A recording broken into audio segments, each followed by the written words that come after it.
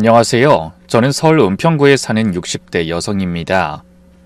겉으로 보기엔 한없이 평범해 보이지만 대한민국에서 둘째가라면 서러울 만큼 사연 많은 인생을 산 사람이 바로 저랍니다. 암으로 투병하던 남편과 사별하고 온갖 고생하며 두 아들을 키워냈는데 큰아들마저 젊디 젊은 나이에 불의의 사고를 당해 하늘나라로 떠나버렸거든요. 자식 잃은 아픔은 그 어떤 말로도 설명하기 힘든 끔찍한 고통이죠. 그래서 저는 남은 둘째 아들 하나만 바라보며 이를 악물고 모진 세월을 견뎌냈습니다. 아들도 제가 안쓰러운지 떠난 형의 자리를 채워주기 위해 노력하며 살아왔네요. 하지만 그런 아들의 혼사 앞에서 저는 한 번 더 무너지고 말았습니다. 세상살이 뜻대로 되지 않는다는 건 이미 알고 있었지만 너무 상상하지 못한 일을 당하니 말문이 막히더라고요. 그럼 오늘 이 사연이 저처럼 자식 문제로 고민하고 계실지 모를 많은 분께 공감과 위로를 드렸으면 하는 마음으로 이야기를 시작해 보겠습니다. 저희 집 거실 한쪽 벽에는 커다란 액자 2개가 나란히 걸려 있어요. 하나는 오래전 세상을 떠난 남편과 찍은 가족 사진이고 또 하나는 훈련 중 사고로 떠난 큰아들 경민이의 사진입니다. 매일 아침 그 사진을 바라보고 혼잣말하며 하루를 시작하는 게 얼마 전까지 저의 일상이었습니다. 여보, 경민아, 오늘도 경식이 좀 잘 돌봐줘. 그렇게 인사하고 나면 마음이 조금 놓이는 것 같았어요. 저에게 남은 가족이라고는 둘째 아들 하나뿐이라는 생각에 늘 불안한 마음을 안고 살았거든요. 그래서 그런 아침 인사가 하루를 버티게 하는 힘이 되어주곤 했습니다. 돌이켜보면 저는 참 박복한 여자였어요. 남편이 50도 되기 전에 간암으로 세상을 떠났을 때 큰아들은 고등학생, 둘째 경식이는 중학생이었죠. 한창 뒷바라지 해줘야 할 나이에 두 아들을 혼자 키워야 한다는 막막함에 몇 날 며칠을 울기만 했던 기억이 납니다. 하지만 아이들 앞에서는 강한 엄마가 되어야 했네요. 남편이 남긴 보험금으로 작은 가게를 운영하며 두 아들을 키웠습니다. 다행히 큰아들 경민이는 정말 착하고 성실한 아이였어요. 공부도 잘했고 무엇보다 책임감이 강했죠. 남편이 떠난 후로는 항상 이런 말을 달고 살았답니다. 아버지가 안 계시니까 이제 내가 이 집 가장이야. 그러면서 동생도 잘 챙기고 저에게도 힘이 되어주기 위해 노력했습니다. 반면 둘째 경식이는 형과는 많이 달랐어요. 공부에는 영 관심이 없고 하루 종일 축구공만 차고 다니는 아이였죠. 성적표를 받아올 때마다 한숨이 나왔지만 그래도 성격 하나는 정말 좋았습니다. 늘 웃고 다녀서 친구들이 많았고 집에 오면 제 꽁무니를 쫓아다니며 학교에서 있었던 일을 미주알고주알 떠들어대곤 했네요. 그래서 둘째는 둘째대로 저에게 큰 즐거움을 주었습니다. 하지만 경식이는 공부 잘하는 형을 항상 부러워했어요. 형은 공부 잘하니까 좋겠다. 난 누굴 닮아서 머리가 나쁜 거야? 가끔 둘째가 이런 말을 하면 큰아들 경민이가 동생 머리를 쓰다듬으며 웃곤 했습니다. 야, 너는 운동 잘하잖아. 사람마다 재능이 다른 거지. 그리고 넌 사람들을 행복하게 만드는 재능이 있어. 그런 두 아들을 보면 남편 없는 서러움도 잠시 잊을 수 있었습니다. 비록 완벽하진 않아도 저희 세 사람이 서로 의지하며 잘 살아갈 수 있을 거라 믿었죠. 얼마 후 똑똑한 큰아들이 명문대에 합격했을 때 얼마나 자랑스러웠는지 모릅니다. 동네 사람들도 모두 축하해줬고 과부 혼자 힘으로 아들 참 잘 키웠다며 다들 칭찬이 자자했죠. 입학식 날 저는 늠름한 아들을 보며 먼저 떠난 남편에게 속으로 속삭였습니다. 여보, 우리 경민이가 이렇게 훌륭하게 컸어. 당신이 봤으면 얼마나 좋아했을까?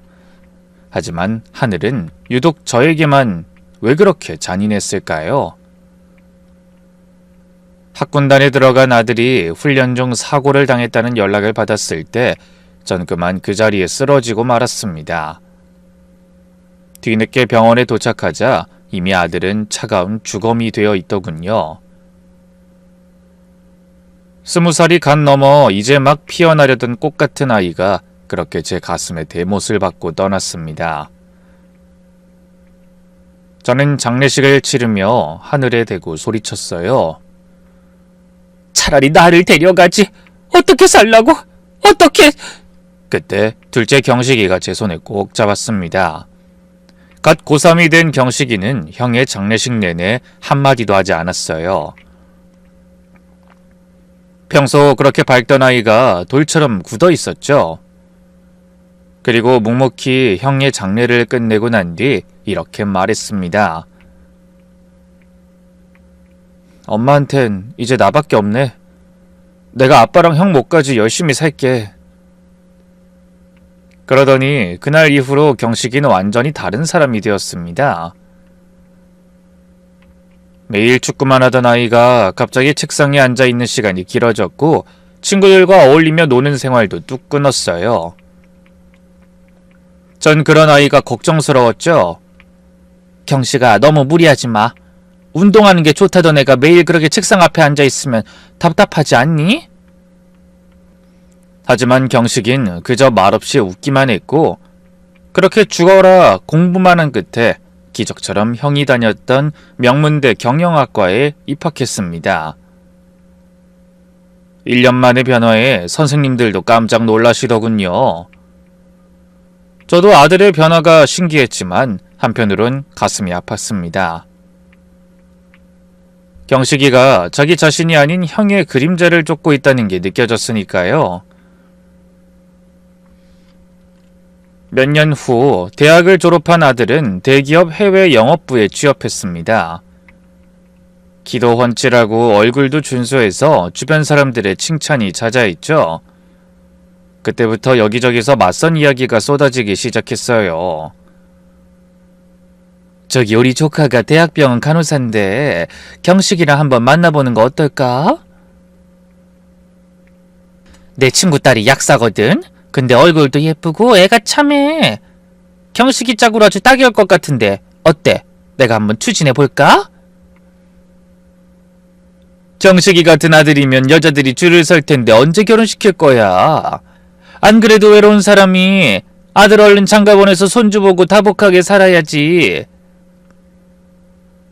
그런 말을 들을 때마다 저도 기대가 커졌습니다.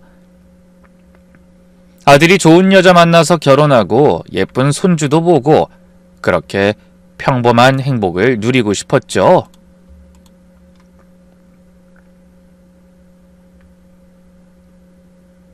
그래서 선짜리 주선이 들어올 때마다 아들한테 사진을 보여주며 권했습니다. 경식아, 이 아가씨 정말 예쁘지 않니? 공무원인데 집안도 좋은 모양이더라. 하지만 경식이는 한 번도 관심을 보이지 않았어요. 엄마, 난 아직 일이 재밌어서 결혼 생각 없어. 아니, 너 벌써 30이 넘었어. 평생 일만 하면서 혼자 살 거야? 엄마랑 있으면 되지 뭐. 난 이대로도 너무 좋아. 엄만 그렇게 날 빨리 남한테 주고 싶어? 그러면서 능청스럽게 넘어가곤 했습니다. 하지만 전 시간이 지날수록 불안해졌어요. 혹시 아들이 제 걱정 때문에 결혼을 안 하는 건 아닐까? 아버지와 형을 갑자기 잃은 충격 때문에 가정을 꾸리는 게 두려운 건 아닐까? 온갖 생각이 다 들었습니다. 그맘때 친구들을 만나면 하나씩 자식의 결혼 소식을 알려왔어요. 또 어떤 친구들은 손주 자랑을 늘어지게 하는데 저만 덩그러니 앉아 꿀먹은 벙어리가 됐죠. 화수가 넌 경식이 언제 결혼시킬 거야?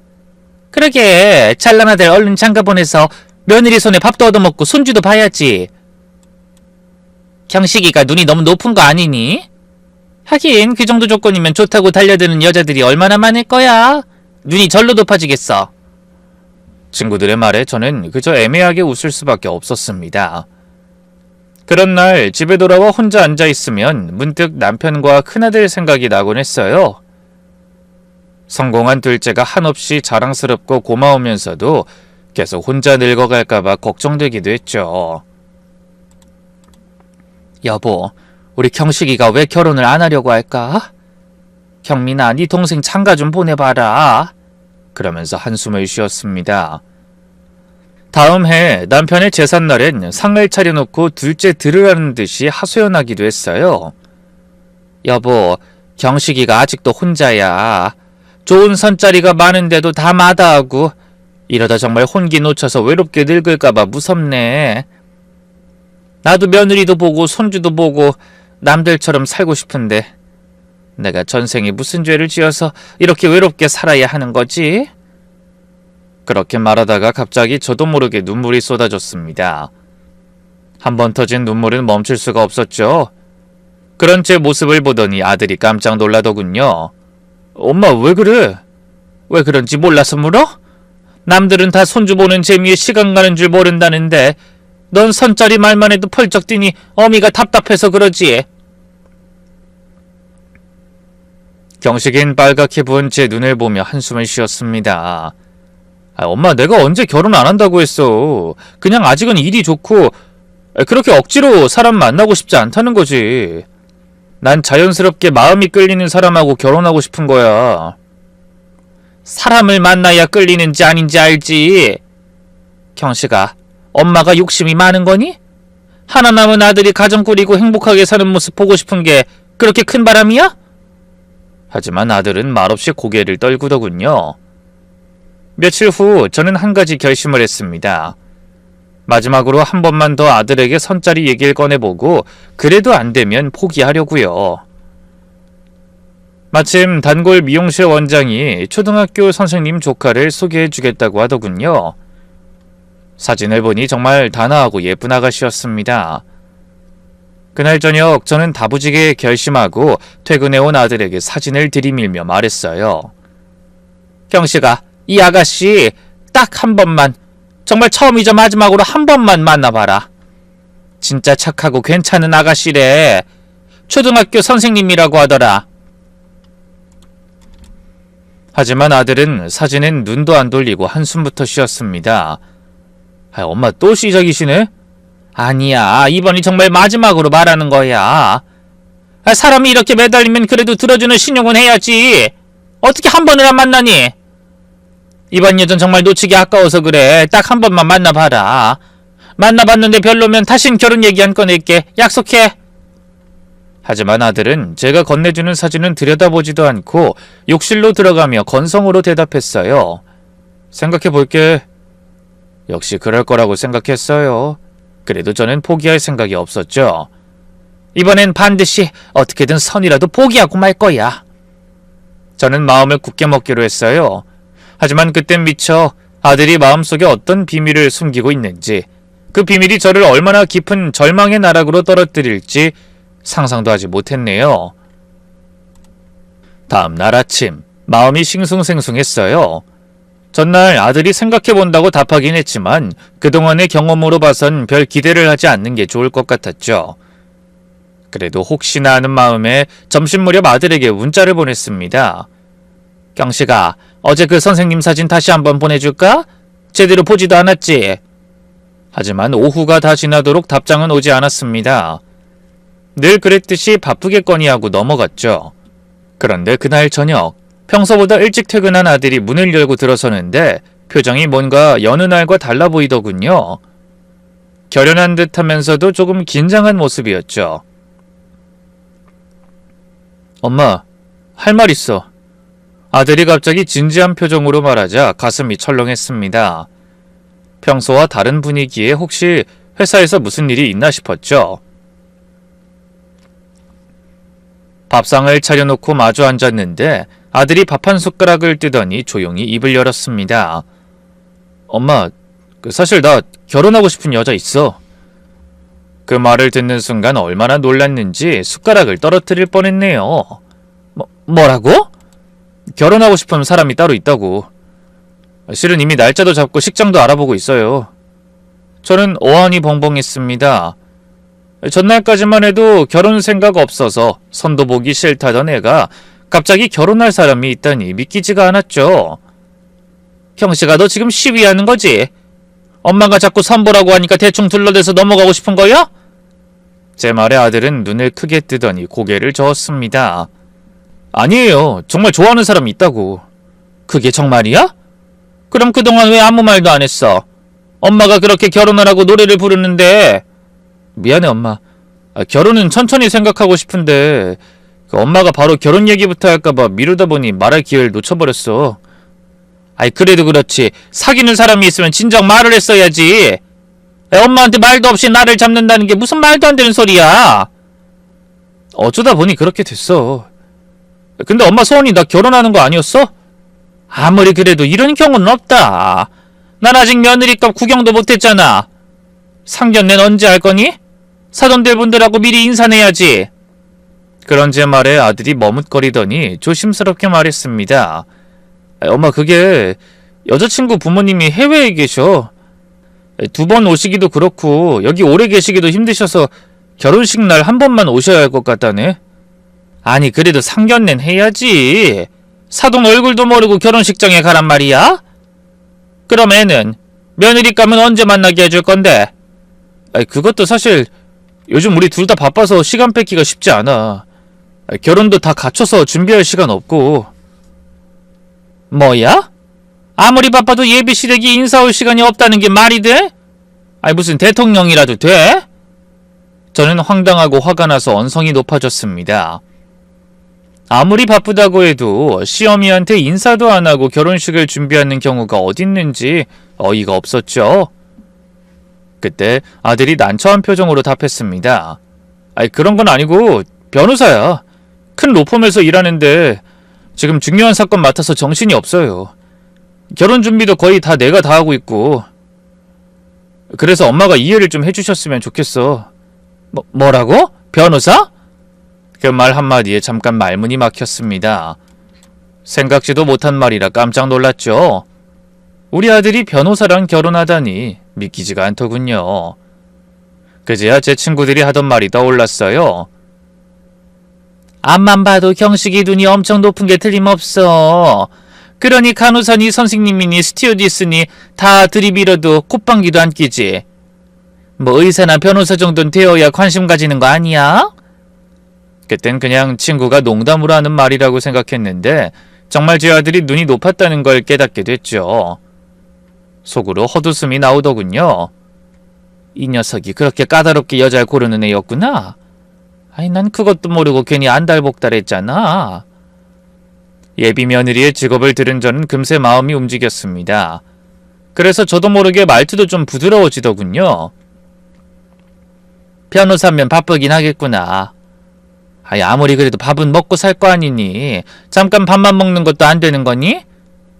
아무래도 엄마 만난다고 하면 애가 신경 쓸 것 같거든. 일에 집중해야 할 텐데 결혼 때문에 중요한 재판에 지장 생기게 하고 싶지 않아. 궁금해도 나 믿고 결혼식까지 기다려주시면 안 될까? 아들의 간곡한 말에 마음이 흔들려 자그맣게 중얼거렸습니다. 그래도 이건 말이 안 되는 일인데. 하지만 더 고집을 부리다 혹시나 여자의 심기를 건드려 다된 밥에 콧바뜨릴지도 모른다는 생각이 들더군요. 요즘 애들이 얼마나 똑똑하고 자기 주장이 강한지 다들 아실 겁니다. 만약 바쁘다는 애를 억지로 만나겠다고 우기다가 그쪽에서 마음을 바꿔 결혼이 엎어지기라도 하는 날엔 눈 높은 아들이 언제 다시 짝을 만날지 알 수 없는 일이었죠. 그래서 결국 저는 미련이 뚝뚝 떨어지는 말투로 한숨 쉬며 말했습니다. 그래, 큰 사건 맡았으면 어쩔 수 없지. 그래도 가능하면 결혼 전에 얼굴 한번 봤으면 좋겠으니까 난 언제든 괜찮으니 편할 때 말하라고 해라. 기다리고 있으마. 그렇게 꼬리를 내리고 100번 양보할 수밖에 없었네요. 고마워 엄마. 다음 달 중순이 결혼이고 그냥 형식적으로 작게 예식만 치르고 싶어서 복잡한 건 다 생략했어요. 청첩장 대신 초대하고 싶은 사람들한테 직접 말로 전했고 다른 복잡한 혼수나 예단도 안 하기로 했어. 뭐? 아니 그래도 제가 뭐라고 말하려고 하자 아들이 얼른 말을 잘랐습니다. 엄마, 요즘엔 소박한 결혼이 대세예요. 연예인들은 알식도 안 올리고 기부 같은 걸로 대신하면서 혼인신고만 하고 산다잖아. 엄마도 TV에서 보셨지? 아니 너흰 연예인이 아니잖니. 말이 그렇다고. 나랑 여자친구도 같은 생각이라 우리도 그렇게 하기로 했으니까 엄마도 인정하고 기다려줘요. 저는 고개를 끄덕이면서도 아쉬움이 남아 한마디 덧붙였습니다. 그래도 사진이라도 보여주면 안 되겠니? 신부 얼굴이 어떻게 생겼는지 알아야 하지 않어? 여자친구가 사진 찍는 걸 싫어해서 사진이 없는데. 그냥 결혼식 날 봐. 아마 깜짝 놀라실걸? 정말 예뻐요. 아들의 간곡한 말에 더는 토를 달지 못하게 했더군요. 저는 결국 그렇게 홀린 듯 얼굴도 모르는 여자와 아들의 결혼을 허락하게 됐습니다. 단 하나, 예쁜 변호사라는 말이 조금 위로가 되더군요. 아니 솔직히 변호사가 아니었다면 절대 그런 결혼 허락하지 않았을 겁니다. 그날 밤 잠자리에 누워서도 마음이 편치 않았어요. 하지만 한편으론 이런 생각도 들었죠. 괜찮아. 그동안 경식이가 얼마나 괜찮은 여자들을 마다했는데 분명히 대단한 여자니까 우리 아들이 저렇게 다 양보하고 결혼하는 걸 거야. 괜히 내 욕심 채우려고 하다 일 그르치지 말고 결혼식까지 얌전하게 참고 기다리자. 변호사의 부모님이 외국에 계시는 거면 집안도 괜찮은 게 틀림없어. 그렇게 생각을 바꾸고 나니 오히려 마음이 편했어요. 그리고 예비 며느리가 변호사라는 말에 은근히 신이 나기도 했죠. 어쨌든 아들이 남들 다 부러워하는 결혼을 하게 된 건 분명하다고 자신했거든요. 다음 날부터 저는 아들의 결혼을 슬쩍 자랑하고 다녔습니다.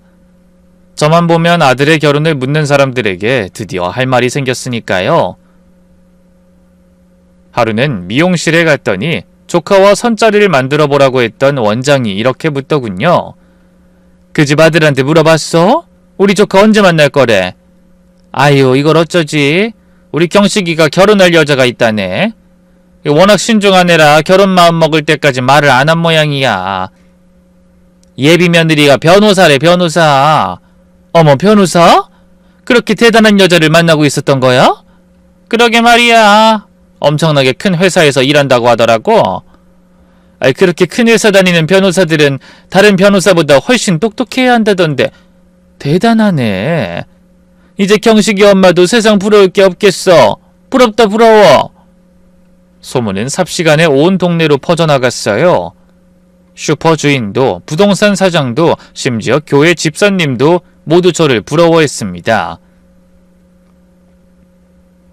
아이고, 화석씨 이제 팔자 피셨네. 변호사 며느리 들이면 얼마나 든든하겠어. 혼자 아들 키우느라 고생한 보람이 있네요. 경식 아버지도 하늘에서 좋아하시겠네. 참 효도한다, 효도해. 그런 칭찬이 쏟아질 때마다 제 어깨는 으쓱해졌습니다. 친구들 모임에서도 마찬가지였죠. 야, 경식이 결혼 안 한다고 그렇게 걱정하더니 우리 중에 변호사 며느리 본 사람이 누구 있어? 화숙이 네가 기다린 보람이 있다. 그러게, 난 어쩐지 경식이가 눈이 엄청 높을 것 같더라고. 근데 어떻게 생겼어? 사진 없어? 없어. 그냥 아주 예뻐. 변호사 중에 그렇게 예쁜 애 드물걸? 저는 차마 예비 며느리 얼굴도 모른다는 말이 나오지 않아 대충 둘러댔습니다. 친구들은 하나같이 눈을 반짝이며 부러워했죠. 헌데 그렇게 자랑하고 다닐수록 며느리에 대한 궁금증이 자꾸 커졌습니다. 도대체 어떻게 생긴 아가씨일까? 변호사면 똑부러지게 생겼겠지? 안경 쓰고 딱 모범생 같은 스타일이려나? 하지만 알 길이 없어 답답했죠. 그러다 결혼식이 한 달 앞으로 다가온 어느 날, 저는 더 이상 궁금증을 참지 못하고 이런 결심을 하는 지경에 이르렀습니다. 딱 한 번만 몰래 보고 오자. 멀리서 경식이가 어떤 여자를 만나는지만 확인하고 오면 되잖아? 그래서 아들이 약속이 있어서 늦는다고 하는 날을 골라 몰래 회사 앞으로 찾아갔습니다. 아침부터 콧노래를 부르는 게 아무래도 예비 신부를 만나러 가는 것 같다는 생각이 들었거든요. 하루 종일 일이 손에 안 잡혀서 청소도 대충 하고 저녁 시간만 기다렸네요. 그러다 오후가 지나자 서둘러 집을 나서 회사 앞 카페에서 아들이 나오길 기다렸습니다. 퇴근 시간이 지나자 경식이가 나오는 게 보였어요. 평소보다 옷도 단정하게 입고 머리도 깔끔하게 정리한 모습이었죠. 저는 조심스럽게 그 뒤를 따라가 봤습니다. 지하철을 탄 아들이 강남 쪽으로 가더니 한 카페로 들어가는 게 보이더군요. 저는 맞은편 상가에 숨어 그 모습을 지켜봤어요. 그러자 한 10분쯤 지났을까요? 한 여자가 카페로 들어가 아들을 보고 환하게 웃었습니다. 그 모습을 본 저는 어깨춤이 절로 나왔어요. 저는 변호사라는 직업 때문에 예비 며느리가 단정한 모범생 타입일 거라고 생각했거든요. 근데 아들이 만나는 여자는 제 예상과는 다르게 미스코리아 뺨치는 미인이었습니다. 안경은커녕 긴 생머리를 찰랑거리며 걸어가는 모습이 주변 사람들의 시선을 사로잡았죠. 베이지색 트렌치 코트에 하이힐, 손에는 명품백을 들고 있었습니다. 저는 입을 떡 벌리고 예비 며느리를 바라봤어요. 어머나, 저렇게 예쁜 여자가 공부까지 잘한 거야? 창가 자리에 앉은 두 사람을 계속 지켜보는데 여자가 뭔가 팸플릿을 펼쳐 보이자 아들이 마음에 든다는 듯 웃으며 고개를 끄덕이더군요. 눈에 힘을 주고 열심히 확인해보니 언뜻 드레스 사진이 보이는 것 같았어요. 결혼식에 대해 의논하는 게 틀림없어 보였죠. 두 사람이 커피를 마시며 대화하는 모습은 정말 그림처럼 잘 어울렸습니다. 가끔 경식이가 농담을 하는지 여자가 손으로 입을 가리며 웃기도 했죠. 평소에 다른 여자에겐 관심 없던 녀석이 들뜬 모습으로 웃는 걸 보니 상대 여자가 틀림없이 예비 신부라는 확신이 들었어요. 됐어. 우리 경식이가 저런 여자를 만나다니 난 이제 죽어도 여한이 없겠어. 그렇게 흐뭇한 마음으로 발길을 돌렸습니다. 집으로 오는 내내 기분이 날아갈 것 같았죠. 아휴, 정말 우리 아들이 그렇게 버티더니 대박을 쳤구나. 잘했다, 잘했어. 그렇게 쾌재를 불렀어요. 그날 밤 아들이 집에 들어왔지만 전 아무것도 모르는 척했습니다. 경씨가 오늘 약속이 있다더니 생각보다 일찍 왔네?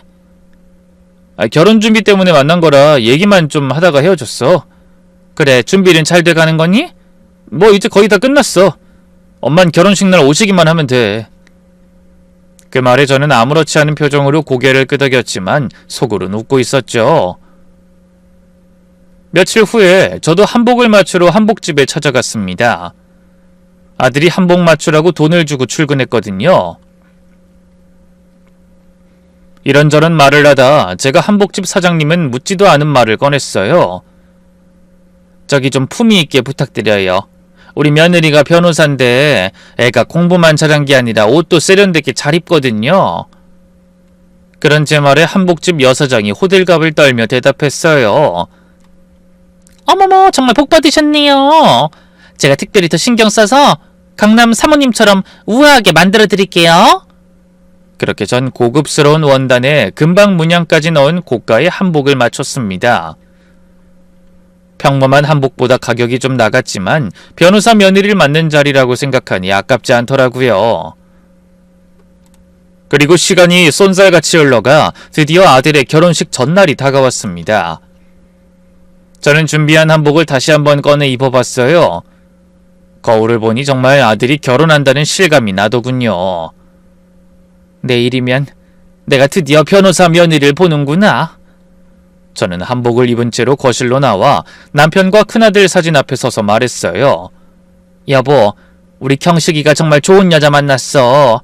능력 있는 변호사래. 예쁘기도 정말 예쁘고. 경민아, 내일이 네 동생 결혼식이야. 하늘에서 축복해 줄 거지? 그러면서 눈시울을 붉혔죠. 그날 밤 저는 잠자리에 들기 전에도 아들의 행복을 위해 기도했습니다. 드디어 저에게도 새로운 가족이 생긴다고 생각하니 설레는 마음에 잠이 잘 오지 않았죠. 그때까진 불과 몇 시간 후에 저에게 닥칠 엄청난 시련을 전혀 예상하지 못하고 있었으니까요.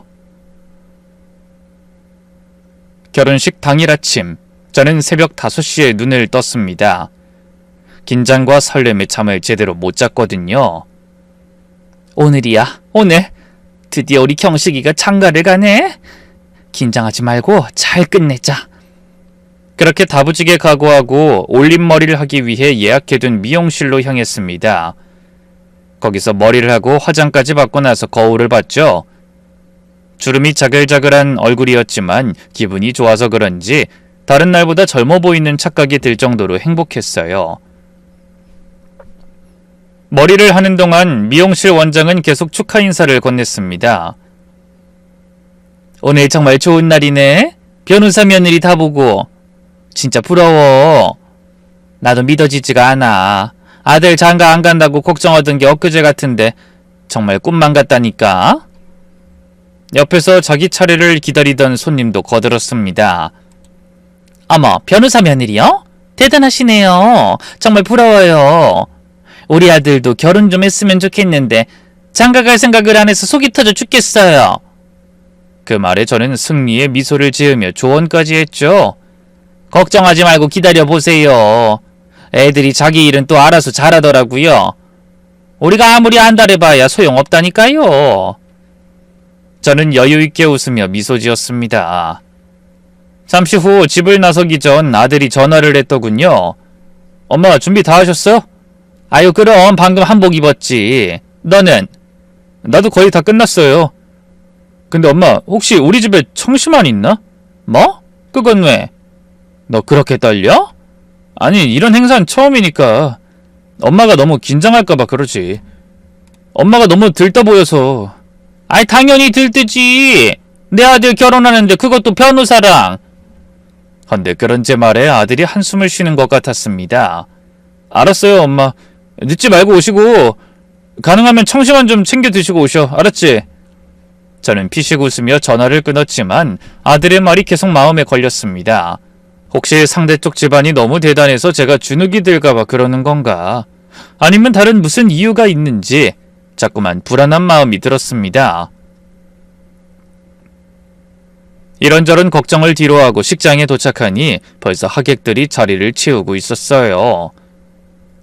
많은 인원은 아니었지만 아들이 꼭 부르고 싶은 사람들만 부른 모양이더군요. 회사 동료들, 가까운 친척들, 그리고 제 친구들까지 모두 저를 보고 축하 인사를 건넸죠. 화수가 축하해. 드디어 경식이가 장가를 가는구나. 변호사 며느리 본다면서요. 정말 대단해요. 아이 그동안 고생한 거 오늘 한 방에 다 보상받겠네. 축하해요.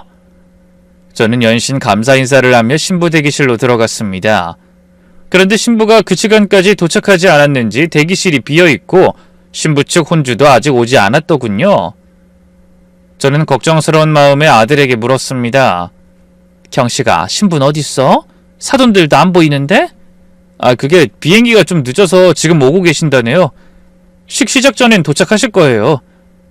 그리고 신부는 긴장했는지 계속 화장실에 가는 것 같아요. 하지만 결혼식 시작이 임박할 때까지 상대편 혼주석은 비어 있었습니다. 혹시나 늦으시면 어쩌나 하는 생각이 들어 불안했죠. 그때 드디어 식이 시작되려는지 아들과 가장 친한 친구가 사회자석에 서서 안내를 시작했어요. 곧 식이 시작될 예정이니 모두 착석하시길 부탁드립니다. 그 말에 식장 뒤쪽에서 웅성거리는 소리가 들리고 몇 명의 사람들이 급하게 들어오는 게 보였죠. 저도 서둘러 혼주석에 앉았습니다. 잠시 후 장례가 조용해지자 다시 사회자의 목소리가 울려 퍼졌어요. 지금부터 신랑 유경식 군과 신부 응우엔 티린 양의 결혼식을 시작하겠습니다. 그 순간 저는 인상을 쓰며 사회자의 말을 곱씹었어요. 응우엔티린? 이게 무슨 소리지? 이름이 이상한데... 설마... 하지만 깊이 생각할 겨를도 없이 사회자의 말이 이어졌어요. 먼저 신랑 입장이 있겠습니다. 그 말에 경식이가 턱시도를 입고 당당하게 걸어 들어왔습니다. 정말 멋있었죠? 키 크고 잘생긴 아들의 모습에 하객들의 박수 소리가 터져 나왔네요. 하지만 저는 점점 불안해졌습니다. 이어서 신부 입장이 있겠습니다. 사회자의 말이 끝나자 결혼 행진곡이 울려 퍼지고 모든 하객이 뒤를 돌아봤죠. 저도 떨리는 마음으로 식장 입구를 바라봤습니다. 근데 다음 순간 저는 두 눈을 의심하며 그 자리에 얼어붙어 버렸어요. 그제야 아들이 왜 저에게 청심환을 먹으려고 했는지 알겠더군요. 신부 입장을 하는 사람이 다름 아닌 휠체어를 탄 여자였기 때문입니다. 거기다 얼굴도 누가 봐도 한국 사람이 아닌 동남아 여자였습니다. 검은 피부에 큰 눈, 조금 전에 사회자가 설명한 이상한 이름의 외국인이 분명했죠. 제가 며느리라고 생각해 흡족하게 바라봤던 그 예쁘고 세련된 여자는 아들의 신부가 아니었던 겁니다. 정작 아들과 결혼하겠다고 하얀 드레스를 입고 나타난 여자는 제가 전혀 모르는, 처음 보는 사람이었죠. 저게 어떻게 내 며느리야? 저도 모르게 입에서 그런 말이 튀어나왔어요. 그래도 가능한 정신을 차리려 노력하며 상대 측 혼주석을 바라보다 입이 떡 벌어지고 말았습니다. 혼주석에 앉아있는 여자 역시 누가 봐도 동남아인이 분명했기 때문이죠. 저는 미친 듯이 뛰는 심장을 부여잡고 다시 입장하고 있는 신부를 바라봤습니다. 휠체어를 탄 신부를 그 아버지가 밀어주고 있는 것 같더군요. 그때부터 하객들이 웅성거리기 시작했습니다. 어머, 신부가 휠체어를... 근데 한국 사람 아닌가 봐. 아까 이름 들어보니 베트남 사람 같은데. 머릿속이 하얘지고 눈앞이 캄캄했어요. 도저히 믿기지 않아 몇 번이나 눈을 감았다 다시 떴죠. 하지만 제 앞에 펼쳐진 현실은 변하지 않았습니다.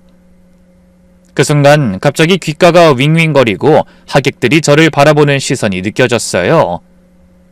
놀라움과 당황, 그리고 동정의 눈빛들, 얼굴이 화끈거리고 입이 말랐습니다. 그때 친구가 조심스럽게 다가와 제 팔을 잡으며 속삭였어요. 화수가 너 괜찮아? 얼굴색이 너무 창백한데. 하지만 저는 대답조차 할 수 없었습니다. 손이 부들부들 떨리고 숨이 막혀 더 이상 참을 수가 없었죠. 아들이 저를 속였다는 배신감, 베트남 장애인 며느리를 맞아야 한다는 현실, 그동안 품었던 기대와 환상이 와르르 무너지는 충격에 도저히 정신을 차릴 수가 없었어요. 그리고 그때 혼주석에 앉아있는 베트남 사돈과 눈이 마주쳤습니다. 그 사람도 제 반응을 보고 당황한 것 같은 표정이었죠.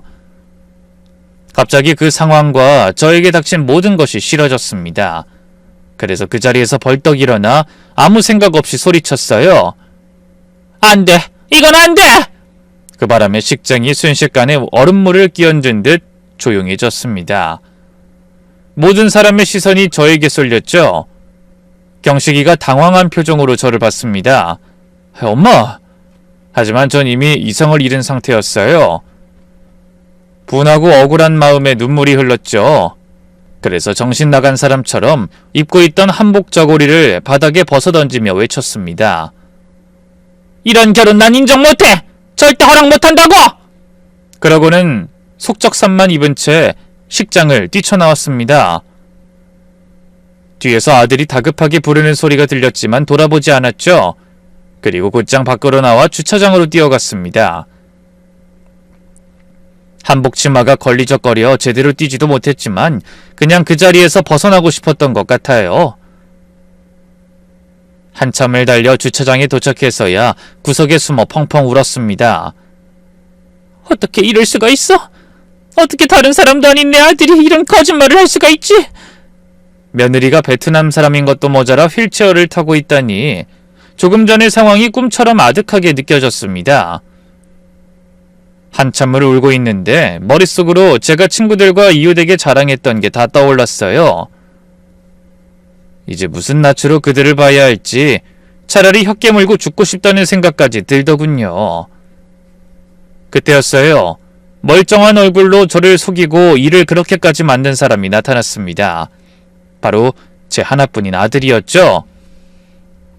엄마! 경식이가 턱시도 입은 채로 헐떡이며 주차장으로 절 따라왔더군요. 엄마 제발 들어가요. 사람들도 다 놀라고 린도 기다리고 있어. 린? 그 베트남 여자 이름이 린이야? 그 여자가 기다리든 말든 나랑 무슨 상관이야? 저는 미친 사람처럼 아들을 향해 울부짖었습니다. 네가 어떻게 어미한테 이럴 수가 있어? 내가 전생에 도대체 무슨 죄를 지어서 이런 짓을 당하는 거야? 남편 뺏어가 큰아들 뺏어가 단 하나 희망처럼 붙들고 살던 둘째한테까지 이렇게 속으며 살아야 한다니. 이렇게 망신당할 바에 차라리 죽는 게 낫겠어. 엄마 제발 그런 무서운 말 하지 말아요. 무서워? 엄마가 어떻게 되든 말든 상관없는 거 아니었어? 그게 아니면 어떻게 이럴 수가 있어? 변호사라고 하더니 도대체 어디서부터 어디까지가 진짜야? 그건 맞아. 린이 베트남에서 법대 나와서 변호사 자격증이 있는 건 사실이에요.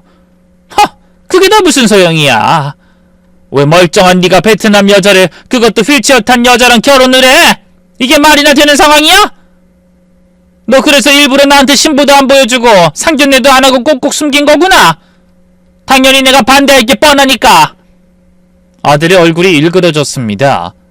엄마가 받아들일 수 없을 거라는 걸 알았으니까 어쩔 수 없었어. 당연하지. 누가 저런 며느리 받아들일 수 있겠어? 동남아인에다가 장애인이라니. 그것도 남들이 다 눈독을 들이는 1등 신랑감이 네가 왜 저런 여자를 왜? 엄마! 아들이 저에게 소리쳤습니다. 난생 처음 보는 모습에 깜짝 놀라 잠시 말문이 막혔죠. 엄마 놀란 거 알아. 그래도 내 말도 좀 들어줘요. 형이 죽고 나서 엄마가 어떻게 살았는지 누구보다 내가 다 잘 알아. 그래서 더 말할 수가 없었어요. 엄마가 나한테 얼마나 기대를 걸고 있는지 알기 때문에.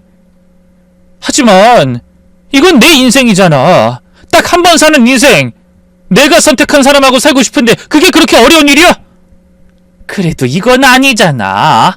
멀쩡한 한국 여자들도 많은데 왜 하필. 엄마, 린은 다른 어떤 여자들보다 나한텐 소중해. 단지 베트남 사람이고 휠체어 탄다고 무시당할 여자 아니라고. 그 말을 하는 아들의 눈에서 눈물이 흘렀습니다. 엄마, 린이 지금 식장에서 얼마나 울고 있는지 몰라. 엄마가 뛰쳐나가는 바람에 모든 게 엉망이 됐다고. 제발 돌아가요. 부탁이야. 넌 그 여자 우는 것만 보이고 엄마 이 피눈물은 안 보여? 절대 싫어. 난 저런 며느리 인정 못해. 내 아들이 평생 저런 여자 수발들면서 사는 꼴 어떻게 보란 말이야? 제가 눈물을 펑펑 흘리며 말하자 경식이가 주저앉더니 갑자기 바닥에 무릎을 꿇었습니다. 엄마 제발 한 번만 우리 얘기 좀 들어줘요. 왜 린이 휠체어를 타게 됐는지, 우리가 어떻게 만났는지. 듣고 싶지 않아. 넌 엄마를 속였어. 그것도 이렇게 중요한 일을. 내가 얼마나 놀랬지 생각 안 해봤어? 저런 생판 남인 외국 여자 마음은 잘도 걱정하면서 네 엄마 마음은 왜 몰라? 전 계속 울기만 했습니다. 배신감과 분노, 그리고 무너진 기대감에 가슴이 찢어지는 것 같았죠. 그런데 그때 웨딩드레스를 입고 휠체어를 탄 여자가 자기 부모의 도움을 받아 주차장에 나타났습니다. 가까이서 본 여자는 생각보다 앳돼 보였어요. 여자도 저처럼 신부 화장이 다 망가질 정도로 눈물을 흘리고 있더군요. 그러다 어렵게 감정을 다스리며 입을 열었습니다. 어머님. 여자가 서툰 한국말로 절 부르는데 목소리가 심하게 떨리고 있었죠. 어머님, 죄송합니다. 제가 이래서. 아들이 나서서 그런 여자를 막더군요. 린, 그만해. 엄마한텐 내가 설명할게. 그러고는 여전히 무릎을 꿇은 채로 저를 바라봤죠. 아들의 눈빛은 전엔 한 번도 본 적 없는 절박함이 묻어 있었습니다. 엄마, 재작년에 내가 호찌민으로 출장 갔을 때 기억해? 하지만 전 대답 대신 고개를 돌리며 소리쳤어요. 무슨 말 하려고? 변명은 듣고 싶지 않아. 변명 아니야. 그때 회사에서 중요한 계약건으로 호찌민에 일주일 출장 갔어요. 일은 잘 끝마쳤지만 마지막 날 저녁에 호텔로 돌아가는데 그 말을 하던 아들이 마치 고통스러운 기억을 끄집어내듯 잠시 숨을 고르더군요. 그러더니 한참 만에야 다시 이야기를 시작했습니다. 갑자기 오토바이 세대가 앞을 가로막더니 위협하면서 지갑이랑 시계, 핸드폰을 다 내놓으라는 거야. 저는 깜짝 놀랐습니다. 아들이 베트남에서 그런 위험한 일을 겪었다는 건 처음 듣는 말이었어요. 난 너무 놀라서 이것저것 생각할 겨를도 없이 그냥 도망쳤어. 근데 그때 맞은편에서 무서운 속도로 자동차가 달려오고 있었지. 그 순간 아들이 휠체어에 앉은 여자를 바라봤습니다. 여자는 여전히 고개를 숙인 채 조용히 울고 있었죠. 그때 린이 나타났어. 마침 근처에서 야근하고 퇴근하던 중이었대요. 린이 소리를 지르면서 달려왔고 날 밀쳐냈어. 그리고 대신... 저는 놀라움에 눈을 크게 뜨고 아들과 여자를 번갈아 바라보며 중얼거렸습니다. 설마... 마음이 점점 불안해지더군요. 하지만 아니길 바랬던 그 말을 아들이 결국 내뱉었죠. 맞아요. 린이 날 밀쳐내는 바람에 난 타박상만 입었고 대신 린이...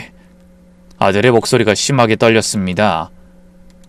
구급차가 오는 10분이 지옥 같았어. 린이 내 품에서 의식을 잃어가는데 내가 할 수 있는 게 아무것도 없더라고. 그 말을 하던 아들은 결국 눈물을 쏟으며 흐느꼈죠. 병원에 도착했을 때 의사가 그랬어요. 척추가 심하게 손상됐다고. 수술은 성공했지만 하반신 마비가 왔다고.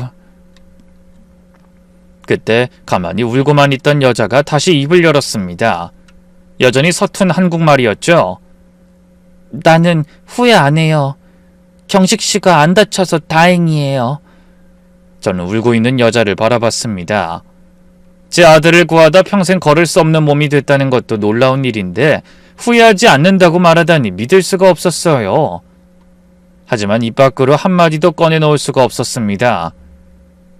입술만 바짝 마르고 도대체 어떻게 반응해야 할지 모르겠더라고요. 그때 경식이가 한숨을 쉬며 말했어요. 엄마, 리는 정말 능력 있는 변호사였어. 법대도 수석으로 졸업하고 한국 기업들 자문도 많이 했고 그래서 한국말도 잘하는 거예요. 그렇게 촉망받던 사람이 나를 구하다가 평생 걸을 수 없을지도 모르는 상황에 처했어. 그런데도 한 번도 자기가 한 일을 후회하지 않는다고 했어. 자기가 한 생명을 구할 수 있어서 다행이라고. 같은 상황이 와도 똑같이 했을 거라고 그 말만 했어요. 가슴이 찢어지는 것 같고 눈물만 계속 흘렀습니다. 엄마, 그래서 난 휴가를 내서 베트남에 머물면서 린을 간호했어. 그리고 한국에 돌아온 뒤에도 계속 연락하고 휴가 때마다 린을 보러 갔어. 그러면서 린이 얼마나 강하고 긍정적인 사람인지 얼마나 따뜻한 사람인지 알게 됐어요. 아들의 말을 들은 저는 넋이 나간 사람처럼 중얼거렸어요. 그래도 아무리 그래도 장애인이라니. 엄마, 린 아니었으면 나도 아빠랑 형 따라서 엄마를 두고 떠났을지도 몰라. 아들의 말에 저는 움찔했습니다. 엄마, 형이 왜 그렇게 됐는지 기억하죠? 훈련하다 물에 빠진 동료 구하고 떠난 거잖아. 나도 린 때문에 목숨을 구한 거야. 그렇습니다. 제 큰아들은 훈련하다 위기에 처한 타인을 도와주고 의롭게 세상을 떠난 아이였죠. 엄마, 난 형이 다른 사람을 구하다 떠난 보답으로 하늘이 린을 나한테 보내줬다고 생각해. 그래서 린이 정말 고맙고 또 애틋해요. 날 구하다 다친 사람을 평생 곁에서 보살피고 감사하며 살고 싶어. 나 좀 이해해줘요. 날 구해준 거면 엄마한테도 생명의 은인이잖아. 그 말에 결국 저는 무너져 내렸습니다. 다 맞는 말이었어요. 자기의 안위를 생각하지 않고 맨몸을 던져 아들을 구한 여자가 아니었다면 전 둘째 아들마저 잃고 아마 살 수 없었을 거예요. 그러니 그 여자가 아들뿐 아니라 제 목숨까지 구한 거나 마찬가지였죠. 아들은 감정을 추스르며 그간의 일을 조용히 설명했습니다. 처음에는 동정과 고마움으로 시작된 관계였지만 점점 정의롭고 똑똑한 여자에게 마음이 갔다더군요. 여자 역시 처음엔 아들의 관심이 거북했지만 어느 순간 마음을 열게 됐답니다. 이후 여자가 건강을 회복하고 2년간 한국과 베트남을 오가며 사랑을 키웠다고 했죠. 헌데 여자는 휠체어를 타고도 다시 변호사 일을 시작했다더군요. 작은 사무실을 얻어 주로 기업처에 자문하거나 한국 국제결혼 여성들과 이주 노동자들 무료 변론을 한다고 했어요. 그런 와중에도 열심히 재활치료까지 받고 있다니 대단하다고 느껴지긴 했습니다. 사실 아들은 그대로 린과 연애만 하고 결혼은 안 해도 좋다고 생각했답니다. 제가 얼마나 극렬하게 반대할지 예상했을 테니까요. 하지만 계속 결혼 문제로 저와 마찰이 생기자 결국 결혼 마음을 먹게 됐다고 하더군요. 제 아들은 사랑하는 여자를 놔두고 거짓말로 선을 보러 다닐 수 없는 아이였던 겁니다. 그리고 나중에 한 사실인데 제가 예비 며느리로 오해한 여자는 아들의 결혼 준비를 도와주던 웨딩 플래너였답니다.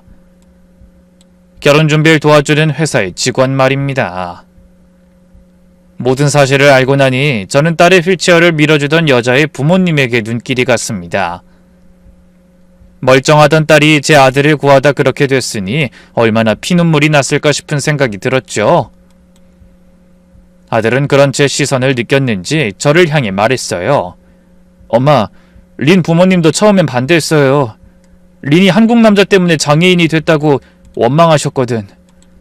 하지만 결국 우리 진심을 알고 결혼 허락해 주셨고 이렇게 한국까지 와주신 거야. 엄마, 난 형 죽고 나서 매일 악몽을 꿨어. 형 대신 내가 죽어야 했다고. 형이 더 똑똑하고 착했는데 왜 형이 죽었는지. 근데 린 만나고 처음으로 살아있다는 게 감사했어요. 그 말이 제 가슴을 울리고 제 안에 자리 잡은 편견과 선입견을 사라지게 했습니다. 다른 무엇보다 린이 제 아들을 살리고 삶의 기쁨을 느끼게 해줬다는 사실 하나만이 머릿속에 남았죠. 그래서 저는 용기를 내 휠체어를 탄 아이에게 다가가 입을 열었습니다. 고맙다. 네가 내 아들과 날 살렸구나. 그러곤 사돈들에게도 고개 숙여 감사 인사를 전하고 아들의 손을 잡고 식장으로 돌아갔습니다. 너무나 감사하게도 대부분의 하객이 저희를 기다려주고 계셨어요.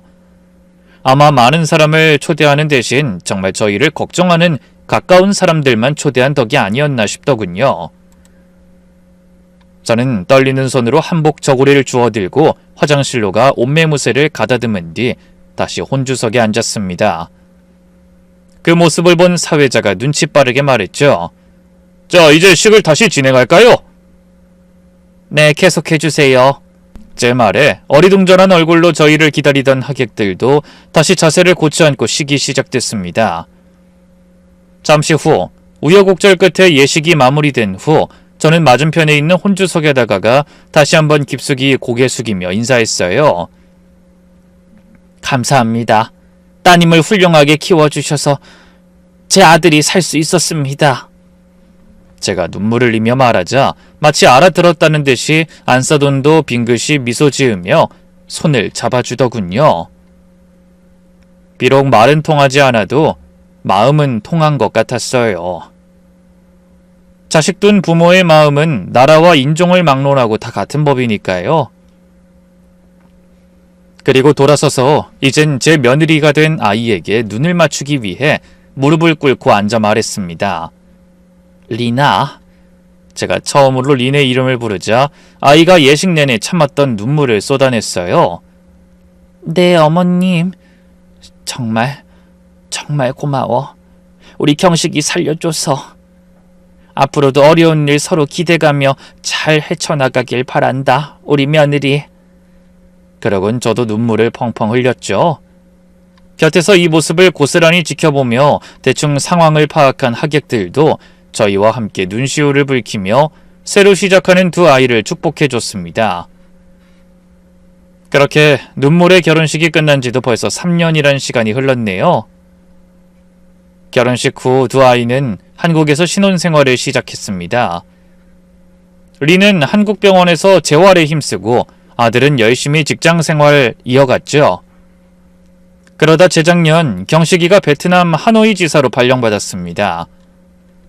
처음엔 걱정했지만 며느리에겐 오히려 좋은 기회였죠. 고향에서 변호사로서의 활동을 다시 시작하게 됐으니까요. 이제 더 이상 며느린 저에게 장애가 있는 불쌍한 아이가 아니랍니다. 자기 일에서 최선을 다하는 멋지고 당당한 사회인이죠. 하지만 제가 가장 놀란 건 린의 재활이었습니다. 포기하지 않고 꾸준히 치료받은 결과 비록 지팡이에 의지하긴 하지만 자기 힘으로 걸을 수 있게 된 겁니다. 완전히 회복된 건 아니지만 휠체어 없이도 일상생활이 가능한 수준이 된 거죠. 의료진들도 놀라워했어요. 정말 의지가 대단한 아이라는 게 실감나더군요. 그리고 몇 달 전 저를 어깨 춤추게 만든 기쁜 소식이 들려왔어요. 며느리가 건강한 아들을 낳았다는 소식이었죠. 그래서 저는 내일 하노이로 손주를 보러 가게 됐습니다. 사진으로만 봤는데 경식이를 똑 닮았더라고요. 일주일 전부터 챙겨놓은 여행 가방에는 손주 선물이 가득합니다. 한복도 있고 장난감도 있고 제가 직접 든 모자와 목도리도 있죠. 그리고 아이에게 읽어주고 싶은 동화책도 몇 권 샀습니다. 베트남에서 자라지만 한국 문화도 알려주고 싶다는 생각이 들었거든요. 여러분, 수많은 편견과 한계를 극복하고 자신들의 행복을 찾아가는 아들과 며느리를 보며 저도 많이 변했습니다. 이제 더 이상 저의 행복이 아들의 행복이라는 착각 속에 빠져 살지 않고 아들의 인생과 선택을 존중하기로 했거든요. 지금 제 책상 위에는 베트남어 회화책이 펼쳐져 있습니다. 3년 동안 열심히 공부한 덕에 이제 간단한 대화는 가능한 수준이 됐죠. 내일 공항에 도착해 손주를 만나면 저는 거울을 보며 열심히 연습한 그 말을 건넬 생각입니다. 신짜오 또이 라바 꾸어꼰. 안녕, 난 너의 할머니야. 라는 뜻이죠. 손주가 좋아해줬으면 좋겠네요. 그럼 이 아름다운 세상에 첫 발을 내디딘 저희 손주의 행복한 미래를 기도하며 저는 이만 인사드리겠습니다. 모두 건강하고 즐거운 하루 보내세요.